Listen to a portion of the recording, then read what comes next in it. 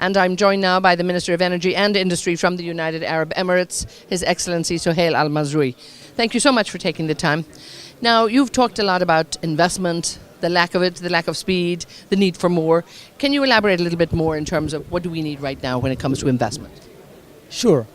What happened in 2015 and 2016 was a significant reduction in investment. So we were talking about a level of investment that went down 25% or 30% in each one of those years, which means that we are half of the level of investment that we have seen in the years before.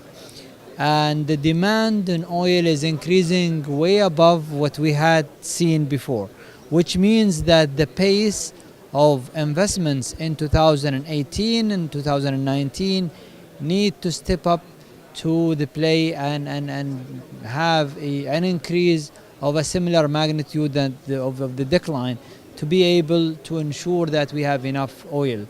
What we have seen during this downturn, yes, the shale oil production have came back, but significant production have declined from certain countries due to the lack of investments. If the producers don't do something about that, the worry is that we will have a lack of supply down the road, and this is what we don't want to see in OPEC, and we're trying to invest ourselves as countries, and also invite everyone to consider investing, come back to the industry stronger than it was before. Because I guess sometimes the consumers don't realize this when they're looking at the price cycles and they're looking at perhaps the instability that they actually, when they see times are good, perhaps they don't realize that actually right now that the price, while it's stable, still needs that investment. And how do you really educate and how do you make sure that that message is got across so that you keep the investors happy, but also you keep your consumers happy as well? Well, we are trying to balance the market to get to that supply, and if the supply and demand is balanced, then we will get to a price that is comfortable to the investors, but at the same time does not push the consuming countries. And I think that and have it sustainable as well. You can achieve a price, but if the market is not stabilized, then you could have either a shock in the market or a downturn again. And the worry now with that significant lack of investment is to have a shock that the world economy cannot handle in the future. We think that we need to build ourselves for the future. There are more human and the consumption is going to increase. We are living longer, fortunately, and that would require more energy. More people are getting access to energy, and that would increase the future demand. Yes, the other sources of energy other than the fossil are coming and they are filling certain gap, but if you look at all of the outlooks by OPEC and non-OPEC and the international community as well, you would see that everyone is in agreement that demand is going to increase. We're not talking about a peak demand. Actually, the issue is going to be the investments. There is not lack of resources, but lack of investment to get these resources at the right time. Now, in your role as president of OPEC this year, you've been very busy, and indeed very busy in the run-up to all of this, to pulling together and keeping together the declaration of cooperation. A lot of work going, bringing those 24 countries together, OPEC and non-OPEC, keeping that support. Tell us a little bit about that, because you're leading the show at the moment, and you have to make sure that that stays in place. And I know you want to make sure it stays in place for longer, perhaps.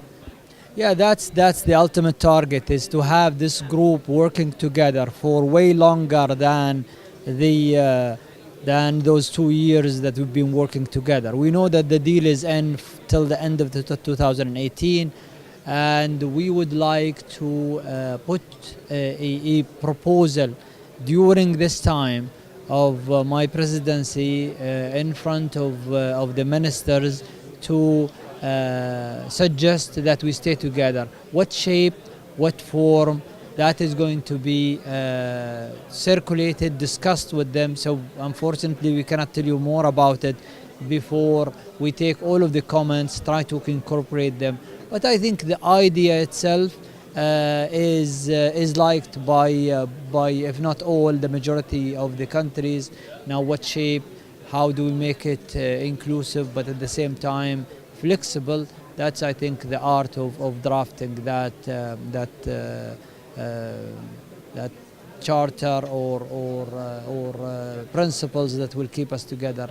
But I think the level of confidence, the level of trust that we build among this group does give us that comfort that we can achieve this. Now, you have a big conference coming up in June, the big OPEC conference, the OPEC seminar, and I'm sure many of the people who are here are going to want to spend time there as well. So just, do you want to say perhaps a word on that and just making sure that we have people coming to that to see what's going on there as well?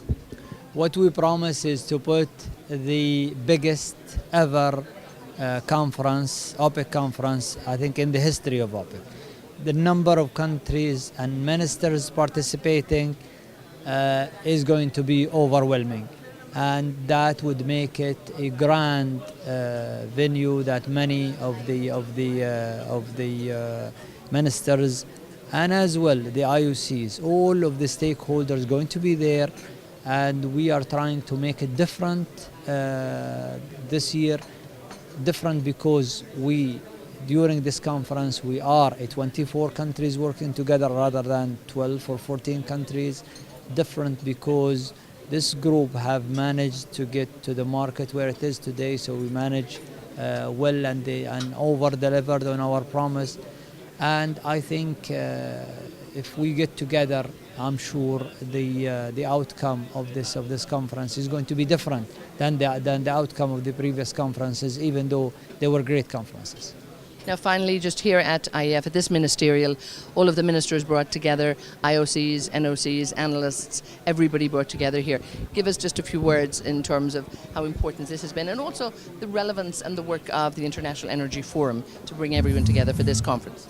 First of all, I would like to thank the IEF for organizing the 16th version of this ministerial gathering. Has been great, and it's a step up as usual from the previous ones. I think it's great that we are in India, one of the largest consumers and the most promising markets of the future of energy. And I think the level of discussion that we had, the different conferences, subjects that we have seen have covered most of the subjects that we always talk about in the industry, and I think it was candid.